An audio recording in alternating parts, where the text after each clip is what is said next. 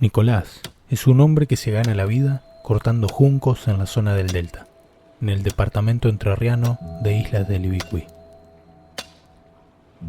En los últimos días de diciembre de 2010, la policía lo buscó como posible testigo, ya que habían encontrado a un hombre ahogado. Para la sorpresa del juez, cuando le preguntaron a Nicolás si alguna vez había visto cadáveres en el agua, el hombre comenzó a contar sobre 4 cuerpos de jóvenes que había encontrado en la costa. Pero no estaba hablando de algo reciente, sino de algo que tenía guardado desde la década de los 70.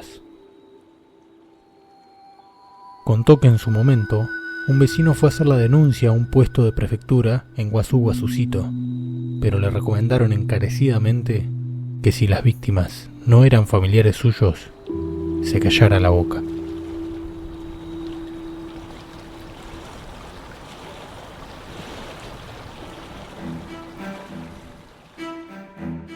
La última dictadura argentina fue sin dudas la peor de la que se haya tenido registro en nuestra historia. Una maquinaria del terror que fue perfeccionando su accionar para cometer los crímenes más sádicos bajo la excusa de combatir en una lucha interna. Robos, torturas, secuestros, asesinatos y desapariciones de personas. Como entrerriano siempre me contaron que estas cosas no pasaban acá, que eran cosas de la capital. Hoy sé que nuestra zona era uno de los lugares elegidos para arrojar personas en los famosos vuelos de la muerte.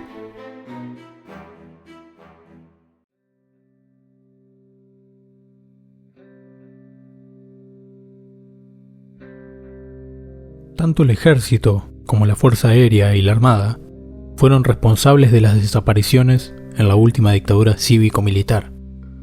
Sin embargo, no hay que perder de vista que también actuaron fuerzas de seguridad como Gendarmería, Prefectura y la Policía Federal y Provincial. El año 1975 se considera clave para la consolidación del terrorismo de Estado. La guerrilla rural, denominada Compañía de Monte Ramón Rosa Jiménez, que respondía al PRT, buscaba instalar un foco revolucionario en el monte tucumano. Con Perón ya fallecido, María Estela Martínez, conocida como Isabelita, asumió la presidencia y el ejército retomó la acción contrainsurgente a partir de la creación de un estado de excepción jurídico. A fines del 74 ya se había declarado el estado de sitio y para febrero de 1975 se dio inicio al operativo Independencia en Tucumán. Mediante un decreto secreto del Poder Ejecutivo, se llamaba al ejército a exterminar el foco guerrillero.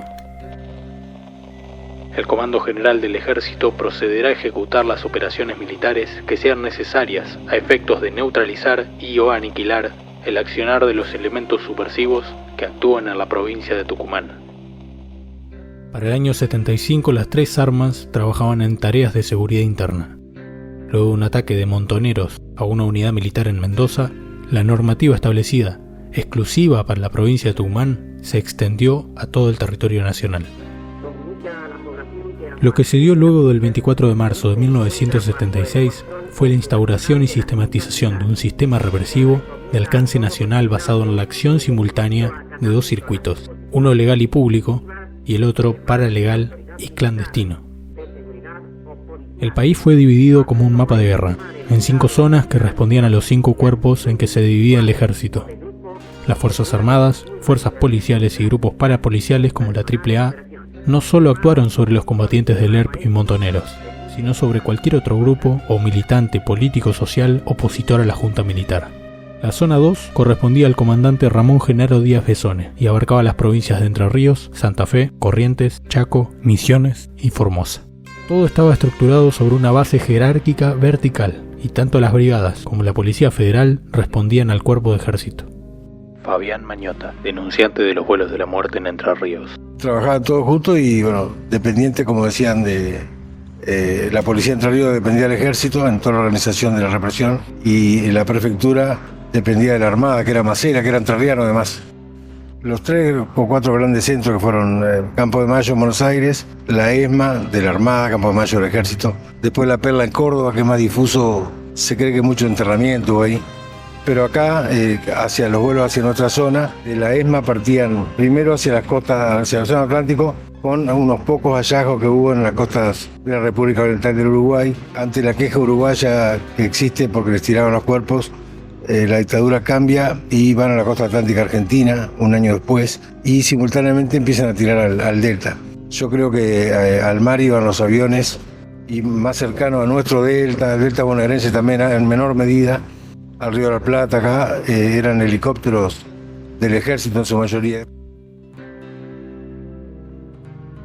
En el libro El vuelo, Horacio Berbisky entrevista al capitán de corbeta Adolfo Silingo, quien relata detalladamente su participación en los vuelos de la muerte. Para el año 98, Silingo se encontraba encarcelado, no por los asesinatos en los vuelos, sino por estafa, ya que las leyes de impunidad impedían su condena. Ante la prensa española, el marino narró cómo sucedían los falsos traslados. La Armada Argentina decidió que los prisioneros que tenía en la escuela de mecánica fueran eliminados arrojándolos al mar desde aviones navales. Todos los miércoles se hacía un vuelo, se designaban en forma rotativa distintos oficiales para hacerse cargo de esos vuelos, de forma tal de que la mayor cantidad posible de integrantes de la Armada pasaran por ellos. Los que el día martes, o sea el día anterior, se los designaba para morir, eran llevados al aeropuerto de la ciudad de Buenos Aires, al aeroparque, dormidos o semidormidos mediante una leve dosis de un somnífero y engañados, haciéndoles creer que iban a ser llevados a una prisión del sur. Una vez en vuelo, se les daba una segunda dosis muy poderosa, quedaban totalmente dormidos, se los desvestía y cuando el comandante de la aeronave daba la orden, informando que estábamos en una zona de mar adentro, se los arrojaba al mar uno por uno.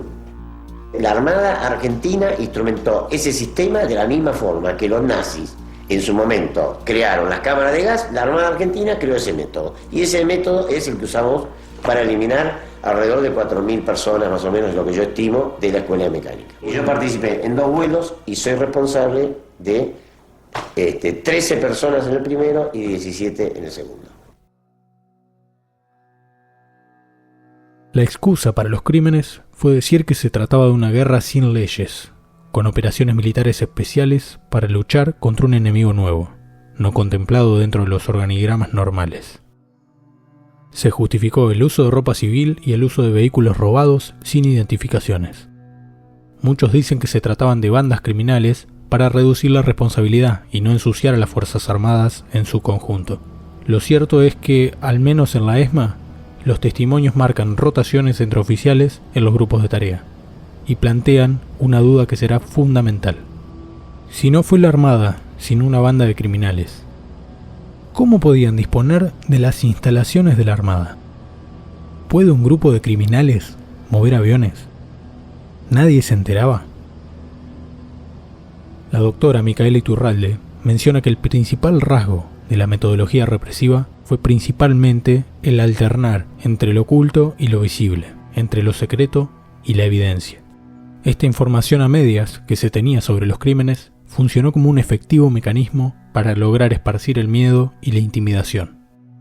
La violencia no era un objetivo, sino un medio de la dictadura para transformar el orden social a partir de la restauración de instituciones, valores que, según creían los militares, habían sido trastocados por el accionar subversivo. En la provincia de Entre Ríos, todavía se mantienen ciertos imaginarios sociales que plantean que el accionar del terrorismo de Estado estuvo anclado en las ciudades grandes del país, mientras que en el interior no había pasado nada. Sobre la dictadura hay una mirada porteña de como hay para todos los temas. Esto está mirado al revés, e incluso en Wikipedia dice los lanzamientos al Río de la Plata y al Océano Atlántico, cuando en realidad la mayoría de los que iban apareciendo en el Río de la Plata no eran lanzados en el Río de la Plata, eran lanzados en el Delta, en los ríos Paraná y Uruguay, y arrastrados por la corriente, eran encontrados en el Río de la Plata, pero no lanzados en el Río de la Plata. Lo mismo que los aparecidos en algunas costas de las ciudades uruguayas sobre el Río de la Plata. Pero se decía además que en Entre Ríos no había pasado nada. Después nos enteramos que sí, que acá hubo, no con la dimensión de La Plata, pero pasaron cosas en Entre Ríos, y lo del Delta demuestra que además fue lugar elegido para los vuelos, ¿no? El terrorismo de Estado involucró a más de 800 centros clandestinos de detención, y varios de ellos estaban ubicados en Entre Ríos. En un proceso de trabajo conjunto entre la Nación y administraciones provinciales y municipales, se han señalizado, colocando placas y carteles. Sin embargo, sigue siendo difícil combatir el silencio en localidades en donde el anonimato pareciera inexistente, en donde cada familia tiene vínculos con alguna fuerza armada o de seguridad, o en donde simplemente se adoptó el discurso oficial. Darío Barón, director de Derechos Humanos en Concepción del Uruguay. El trabajo nuestro, de la dirección, básicamente es dar cuenta de que por estas ciudades también pasó el terrorismo de Estado. Lo que ocurrió fue que en nuestra ciudad no hubo desaparecidos en el territorio, pero sí un montón de uruguayenses que viviendo en otros lugares, digamos, fueron perseguidos, secuestrados y demás. Que las familias que empiezan con los reclamos lo hacían de una manera persistente, digamos, pero esta es mi mirada, digamos, del hecho, de los hechos. La ciudad no estaba conmovida o estaba esto de algo habrán hecho, por algo pasan estas cosas, no estaba todo, era muy incierto lo que se decía sobre el destino de estas víctimas. Josefina Minata, fiscal de la causa. No, yo fui a un colegio religioso de Concordia donde la dictadura, no recuerdo, la verdad, si me contaron algo no recuerdo, pero bueno, después me fui a estudiar a la UBA y ahí me enteré en un punto, digamos, la gravedad de lo que había pasado y empecé muy tempranamente a trabajar con temas vinculados con delitos de lesa humanidad. Los procesos en las ciudades del interior fue medio parecido, digamos, desaparecían en los lugares donde estaban estudiando, trabajando, digamos, la mayoría de los jóvenes desaparecidos estaban en La Plata, estaban en Córdoba, estaban en Santa Fe. Entonces costó un poco que en algunas ciudades como las nuestras haya una mirada de que por acá también había pasado el terrorismo de Estado. De hecho, a mí me tocó en la escuela primaria tener una compañera hermana de un desaparecido y yo me acuerdo que era una persona totalmente estigmatizada, digamos. No era una persona que haya sido cuidada por las instituciones, por los vecinos, por los compañeros, digamos. Y en ese tiempo también hay que entender la conformación de cómo era esta ciudad. Nosotros éramos una ciudad mucho más pequeña, obviamente, muchos efectivos en el ejército de aquí de Concepción del Uruguay, que no digo que estaban dedicados al terrorismo de Estado, lo que digo es que eran mucha familia militar, está la gendarmería.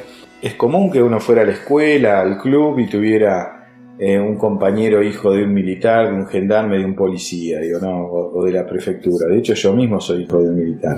No eran cuestiones alejadas, digamos, a ese discurso, digamos, del orden, Entonces, la sociedad estaba disciplinada en ese sentido. También es cierto que mucha gente que sufrió estas consecuencias en sus familias eran familias que adherían a la dictadura o a esos regímenes violentos. Pero bueno, así es la sociedad con esas características, con esas diferencias.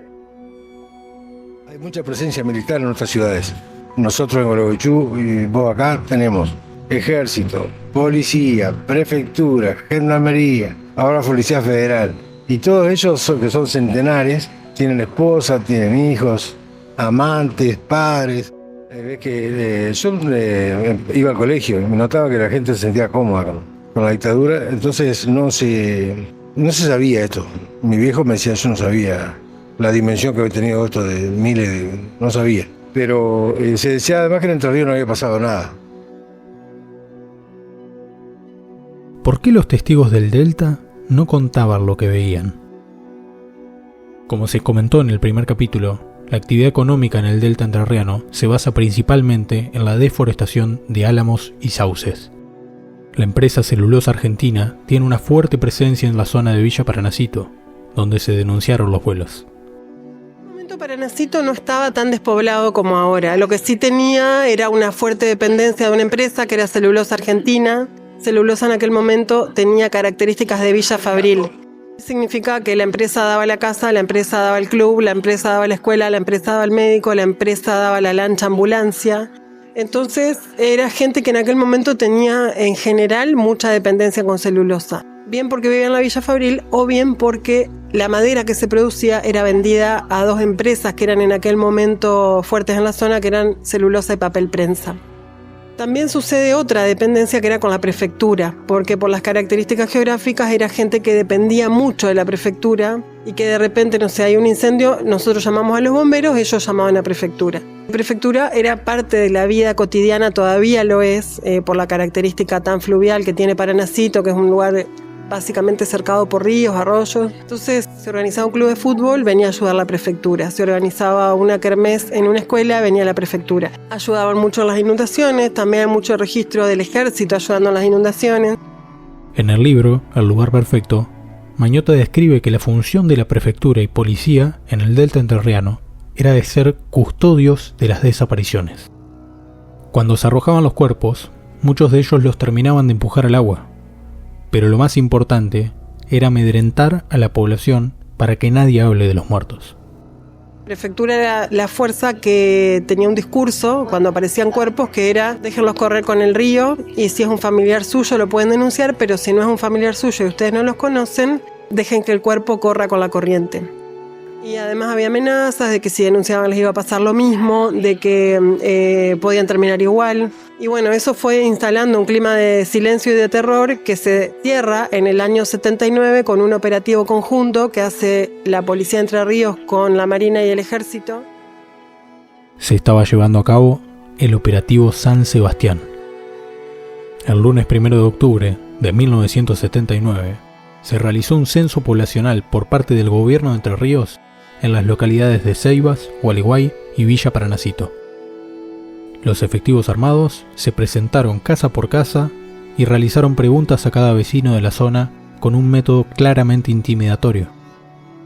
Mientras se realizaban preguntas dentro de cada hogar, se podían observar por la ventana soldados apostados con fusiles y apoyo operativo desde el agua. Se trató de un censo exclusivo y extraño, por no decir incomprensible, ya que al año siguiente, en 1980, se realizó por disposición de Jorge Rafael Videla el Censo Nacional de Población y Vivienda.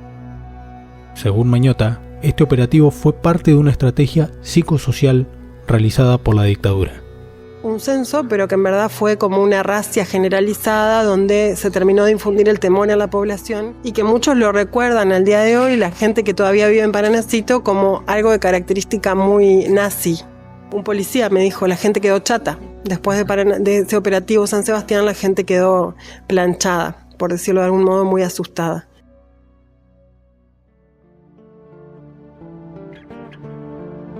¿Por qué los juicios demoran tanto tiempo? ¿Por qué es tan difícil encontrar las pruebas? ¿Hubo una guerra interna? ¿A qué le llamamos la subversión? ¿Fueron 30.000 desaparecidos?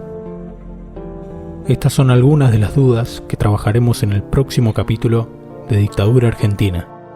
Vuelos de la muerte en el Delta Entrerriano. Pensado y producido por Tomás López. Basado en una investigación del periodista Fabián Mañota. Edición de sonido y voz en off, Tomás López. Agradecimiento a Juan de Vega en edición de sonido, Camilo González Balducci en arte y edición y Jorge Jaunarena en dirección. Facultad de Periodismo y Comunicación Social, Universidad Nacional de La Plata.